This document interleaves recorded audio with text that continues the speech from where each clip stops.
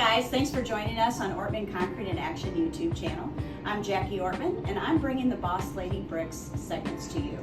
Here at Boss Lady Bricks, we define bricks as a God wink or a sign showing us our purpose. We always like to look in the community to find other bricks that are helping uplift others in our community. We like to share those stories so that you can find your purpose as well. And we have quite the bricks today. We have Mary Enderly and Sophie with the Forgotten Coast Canine. So why don't you share your story with us? Thanks, Jackie. So my husband was a Marine veteran, 1994 to 98. Our son Jake had inspirations to be a Marine, so he enlisted and became a Poolie in November of 2021, and while he was a senior in high school. Okay. So fast forward, we hosted a going away party for the 4 boys in our area. So there was my son and 3 other boys who were going in our buddy program. Nice. So we had 3 from Wentzville Hope High School and 1 out of Troy, and I call them the Fat 4. Okay. So we had a big going away party for them on September 3rd in 2022 last year. So we had probably about 50 people at this event, and then on 9/6, my husband woke up what we thought was a stomach flu. And I said, oh my goodness, of all the weeks for you to get the stomach flu, it was the week that you were getting awarded a service dog on 9/10 at the Freedom Jam. So we thought he picked up a stomach bug at the party because we had family and friends there, and of course some of the other boys and their families were there too at this event. And every day I was thinking, okay, you're gonna get better, it's just a stomach flu, so by Saturday you'll be good to go. Nope. So Saturday rolls around and every day just kept progressively getting worse and worse and worse. And on September 10th was this country music festival, the Freedom Jam USA. They bring these country music artists, and the beneficiaries were the Veterans Community Project, which is the tiny homes, and then also Forgotten Coast Canine, which is based out of Madison, Florida. And they were awarding 2 service dogs that evening at this event, which was amazing. So one was my husband, it was a surprise. So both veterans were getting surprised on stage during this presentation that evening. So it was really, there wasn't a dry eye in the place. Yeah.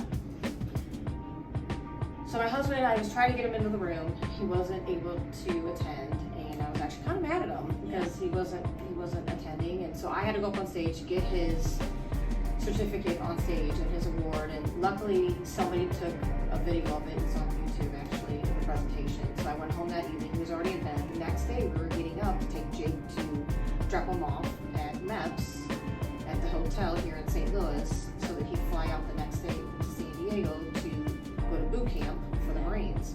So as you know, boot camp is 13 weeks long. So he flew out on 9/12, turns his phone in, we have no contact with him, and then on 9/13, I'm taking my husband to the ER to run blood work and tests, and then that's where they found the mass on his pancreas. So immediately they had to get a GI doctor in.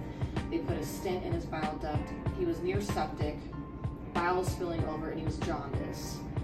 So this was all on within that first week, 9/6, 9/10 was when the concert took place, and then 9/13 I took him to the ER. So shortly thereafter that, we had to go and get a biopsy done, and found out it was stage 4 pancreatic cancer, and it spread to his liver, lungs, lymph nodes, and stomach lining. And we're trying to get him in to see an oncologist. And I'm traveling for work on business. My father-in-law came and stayed with him at the house. Everybody and their brothers calling me up and telling me that you need to get a hold of Jake and you gotta get him home. You cannot not tell him. So I had to call the Red Cross, and the Red Cross put me in touch with his command center. Command center put him in touch with the senior drill instructor, and they put me in touch with Jake. So I'm having to tell Jake that his dad has stage 4 pancreatic cancer from my hotel room in Chicago. So I finally get home, and I was actually able to get him in, by the grace of God, I was able to get him into an oncology appointment the very next day, and they're telling me 6 to 18 months to live. So we've already bought our plane tickets to see Jake graduate from boot camp at SCRD in San Diego, and I'm thinking, okay, now we gotta pivot and move. We're women, we pivot and move. Yes, we do. So we're gonna try to find an RV and rent an RV and drive across country. If we have to stop, we have to stop. So fast forward, we get to middle of October, he's starting chemo, and it was such an aggressive cancer that he was gone on 11/4, and Jake didn't come home for any of it. So Jake stayed in the Marine Corps for boot camp, and they would let him FaceTime home, because if he would have come home. He would have been home a few days and have to go back out, and then have to start all over again. Well, he went out there on a buddy program. So with the 3 other boys, or young men, I should say, they were in the same platoon together in their company, which is great too. So they were all supporting and rallying around Jake while he was out in MCRD boot camp. So Jake finished boot camp, and my husband had passed away November 4th. We had his funeral. Jake was still out in boot camp, and they FaceTimed him for the visitation and the funeral. So he did not come home at all for any of it. So both of my children didn't get to see Brian in his final 2 weeks, which is probably a good thing. So, because he just went downhill so fast, it was just such an aggressive cancer. It was just such an awful thing to see. So Forgotten Coast Canine, I met the organization and the board members that spring previously to all of that, and just built a bond and built a connection with this organization through the Freedom Jam organization as well. And I got to meet the board members, the dogs, I got to meet Sophie, and it was just such a great way to bond with them, because my husband and I, we've always been passionate about giving back to veterans, whether it be volunteering or through our t-shirt business, which was the Devil Dog Works apparel, which is how this came about, in addition to the t-shirts and dog bandanas, which is next phase, of course. And we were giving back to different organizations, like the Kaufman Fund it's another big organization here in the St. Louis area, and they give back to so many veterans in the area, and it's just such a passion of ours. So with Brian getting surprised the dog on stage, I thought this is going to be a great opportunity, because now we're empty nesters, and now we can take this on the road, and now we can help the next veteran or first responder get their dog. And now Brian's got that purpose of, now I can find that next veteran or first responder get their dog and help train the trainer.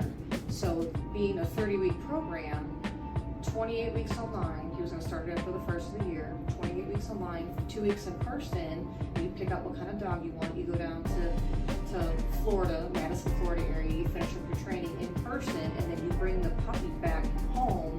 And then we go to different events like car shows and truck shows and motorcycle Harley type shows and food festivals and country music festivals and whatever else, and bringing her with us and just bringing awareness to that program so that we can help find sponsors or donors to help fund the Forgotten Coast Canine organization, because they give back, and they just started like 3 years ago, and now they were part of the Xfinity NASCAR series this last weekend in Indy, which was amazing. So I think the most important gift you can give is somebody their purpose. Yes. You know, help them find their purpose. We're not actually giving it to them, but we're helping them find it. That kind of center around the whole brick thing, and being that God wing for people and helping them find, because we'll do anything for others, you know, like that whole purpose thing. That's that human connection. And I just think that just having this opportunity with this organization and just being able to tell my story and get out there to other opportunities to be able to speak and share this story, it's really healing as well. So, and I hope, and I want to be able to help others know that it's okay to not be okay. Yeah. There's so many people suffering, especially our veterans, and I just think that the more awareness we can bring to this organization and other nonprofits that are supporting veterans, I think that's where it's going to be key.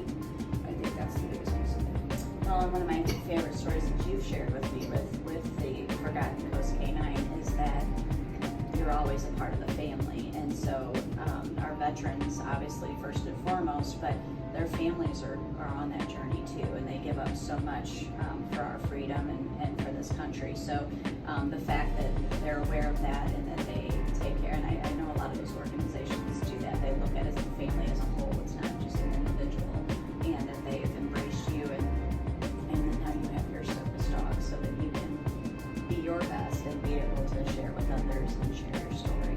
Yeah, she's been such a great companion and she's a best friend. And Yeah. we bonded instantly, and we're still part of forming the bond, because it takes about 3 months to do so. So I'm right about there. And Yeah.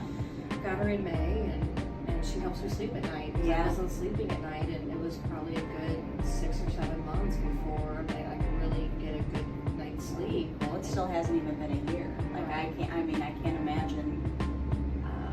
We're in phases now. I know you are too. With they said the empty nesters and the kids get in, and there's just so much change. But to have that happen so suddenly, it definitely. I'm glad that she's able to do that for you. Yes. Thank you. I appreciate it. Absolutely. So I really appreciate you and Sophie being here. I just think it's awesome. How can we best help Forgotten Coast Canine? I think just by going to the website, the ForgottenCoastCanine.org website.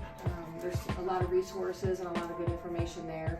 So if veterans want to try to get their dog and be part of the program, there's an opportunity where they can just go online and submit their information and then be part of that selection process. Okay. So I think that's really helpful. I think that would be helpful for veterans to get activated and learn about the program and then see if it's a good fit.